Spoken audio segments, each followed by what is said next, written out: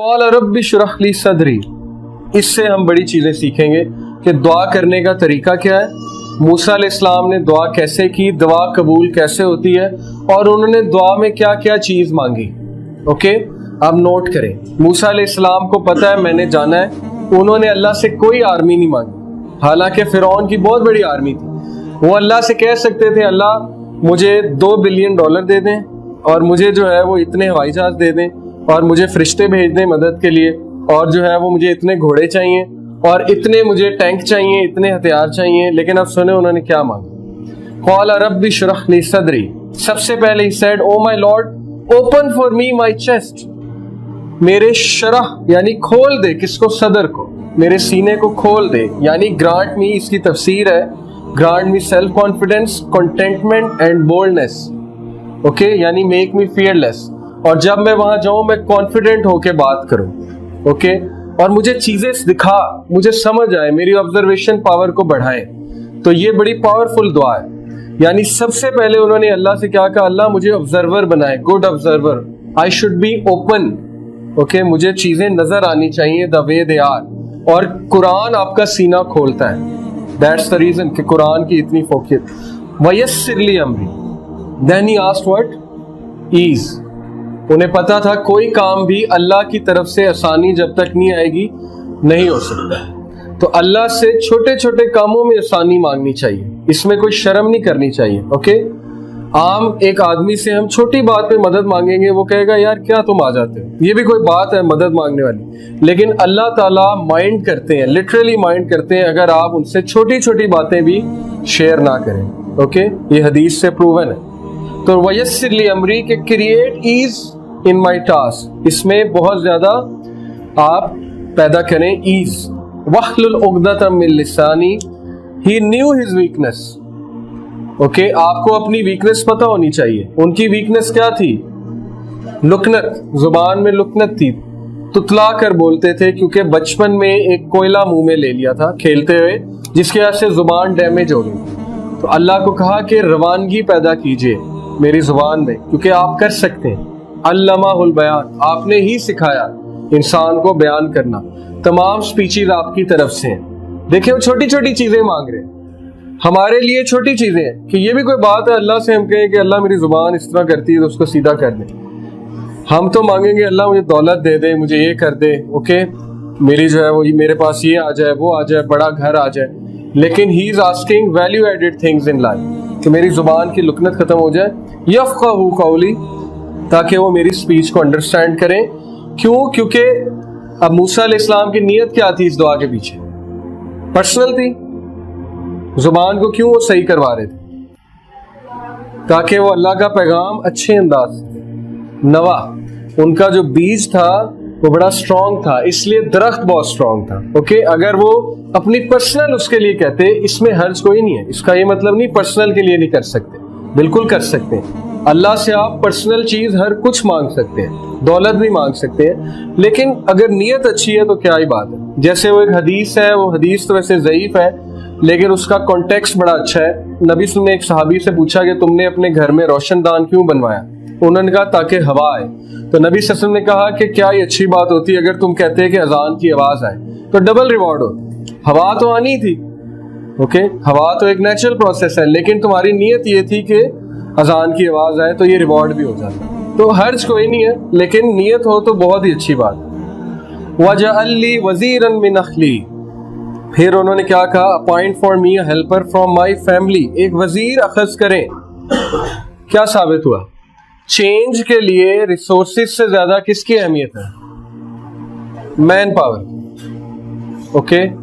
Resources سے اگر change آتی تو مشرکین مکہ جو ہے وہ کامیاب ہو جاتے ہیں۔ افراد سے چینج آتی ہے، اوکے، ان افراد سے جن میں پیشن ہے۔ بہت سے میں نے چیزیں دیکھی ہیں اپنی آنکھوں کے سامنے کہ ایک بڑے تگڑے قسم کے لوگ جن کے پاس بڑی ریسورسز ہیں، ایک پروجیکٹ شروع کرتے ہیں وہ فیل ہو جاتے ہیں، اور کچھ ایسے لوگ جن کے پاس کچھ بھی نہیں ہے وہ پروجیکٹ شروع کرتے ہیں اور وہ چھا جاتے ہیں۔ کیوں؟ مین پاور، اوکے، ان کے پاس ہیرے ہیں۔ ہیرو سے مراد ہے کہ جو بے لوس کام کرتے ہیں اور جو سیلری کی طرف نہیں جاتے اور جو انسانیت کے لیے واقعی کچھ کرنا چاہتے ہیں، وہ لوگ چینج لے کر آتے ہیں، دوسرے لوگ چینج نہیں لے کر آتے۔ हारून अखी, सिर्फ ये नहीं कहा वजीर दें, उन्होंने कहा मेरा भाई दें, हारून को दें। ये बिल्कुल इसी तरह है, आप अपने बॉस के पास जाएं और आप उन्हें कहें कि सर मेरा एक असिस्टेंट रख दें, मैंने काम करना है, काम तो बड़ा अच्छा दिया आपने लेकिन एक असिस्टेंट रख दें। फिर आप उसे ये भी कहें कि ऐसा करें मेरे भाई को रख दें। ओके, तो ये आप बहुत स्पेसिफिक हो रहे हैं। वो आपसे पूछ सकता है कि क्या मतलब आपके भाई को क्यों रखें, लेकिन मूसा अलैहिस्सलाम शर्माए नहीं। इसलिए साबित ही हुआ कि आपकी जो दुआ होनी चाहिए उसके कुछ एट्रीब्यूट्स होने चाहिए। नंबर 1, वो दुआ फोकस्ड होनी चाहिए।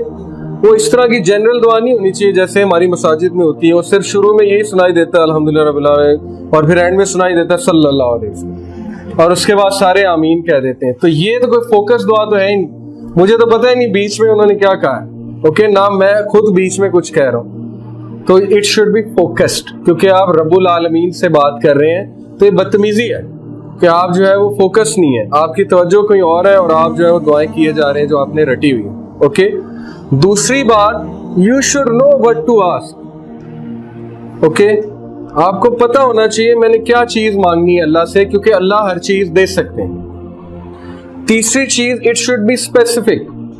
जनरल दुआ से इज्तनाब करें, अगर है तो इट्स ओके, लेकिन स्पेसिफिक हो जाए तो बहुत अच्छी बात है। मूसा अलैहिस्सलाम कितने स्पेसिफिक थे।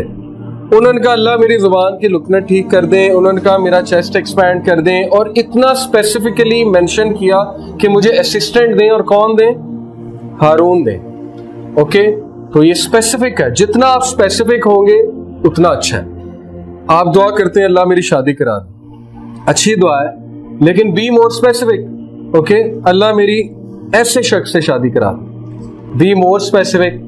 अल्लाह मेरी ऐसे इंसान से शादी कराएं जो ये करता है। ओके, और स्पेसिफिक हो जाए। जितना स्पेसिफिक होते जाएंगे, जितनी डेप्थ आती जाएगी नमाज में, उतनी आपकी दुआएं कबूल होती जाएंगी, जितनी दुआ में डेप्थ आती जाएगी। ओके, तो स्पेसिफिक हो, क्योंकि आप रब्बुल आलमीन से बात कर रहे हैं, किसी आम शख्सियत से तो आप बात कर नहीं रहे। और कभी भी शर्माए ना दुआ करते हुए। ओके, ये मत सोचें मैं क्या मांग रहा हूँ, ये कभी आपके माइंड में ना आए कि ये तो हो ही नहीं सकता, ये मैं क्या बात कर रहा हूँ, ये तो हुआ ही नहीं कभी। ओके, मायूसी वाली दुआ जो है वो रिजेक्ट कर दी जाती है। हदीस के मुताबिक दुआ वो कबूल होती है जो बहुत अफर्मेशन के साथ है, कंफर्मेशन के साथ है, आपको पता है वो कबूल हुई। और कबूलियत की शक्लें हैं, 3 शक्लें हैं। क्या क्या है? एक, या तो अल्लाह आपको वो दे देते हैं जो आप मांग रहे हैं। दूसरा, कोई तकलीफ आप पे है उसके बदले वो हटा देते हैं। और तीसरा, आपको आखिरत के लिए वो चीज रिजर्व कर लेते हैं और आखिरत में मिल जाती है। तो दुआ कभी रिजेक्ट नहीं होती, उसने कबूल ही होना है। ठीक है, लेकिन हमारा पैरामीटर ये दुआ की कबूलियत का कि वो चीज मिल जाए। ये दुआ की कबूलियत नहीं होती है। अल्लाह को बेहतर पता है आपके लिए अच्छी है कि बुरी है। कल को अल्लाह को आप ब्लेम कर देंगे कि मैंने ये मांगा था लेकिन आपको तो पता था ये अच्छी नहीं, तो फिर आपने क्यों दिया। ये इसी तरह एक बच्चा अपने बाप को कहे मुझे ले दे, मुझे ले दे, जब बाप ले दे तो कल को बड़ा हो तो कहे ये आपने लेकर दिया था इसीलिए तो मैं खराब हूं। और इसी तरह होता है, हम लोग अपने पेरेंट्स को हर चीज के लिए ब्लेम करते हैं। हम कहते हैं जी आपकी वजह से है, आपने मुझे यहाँ कराया होता तो ये होता। जबकि अगर हम जाएं पीछे तो हमें ये देख के शर्मिंदगी होगी कि हमने ही फोर्स किया था ये एक्शन लेने पे, वो मजबूर थे। नबी सल्लल्लाहु अलैहि वसल्लम ने कहा कि 3 लोग की तरफ अल्लाह रहमत की निगाह से नहीं देखेगा क़यामत वाले दिन। उनमें पहला है अल-आक। अल-आक जो माँ से तकरार करता है।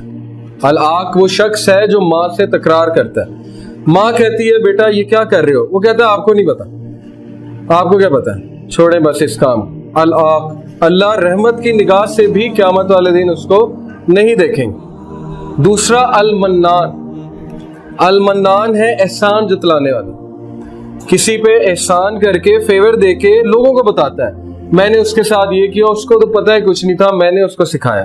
ओके, ये आप अपना रिवॉर्ड ज़ाया कर रहे हैं, अपनी नेकियों को आग लगा रहे हैं। तीसरा वो मर्चेंट जो झूठ बोलकर सौदा बेचे, जो लोगों को धोखा दे कि मैंने ये चीज इतने की खरीदी थी और आपको मैं सिर्फ इतने की दे रहा हूं। तो बेसिकली झूठा इंसान, लोगों को इंप्रेस करने के लिए झूठ बोलने वाला इंसान, ये 3 लोग की तरफ अल्लाह रहमत की निगाह से भी नहीं। और इनमें सबसे ज्यादा स्केरी पहला है, کیونکہ یہ ہمارا المیہ ہے. یوتھ میں ہم لوگ ماں سے تکرار بڑی کرتے ہیں. اوکے, یہ چیز آپ چھوڑ دیں کیونکہ اس کی بڑی اسٹرکٹ وارننگ.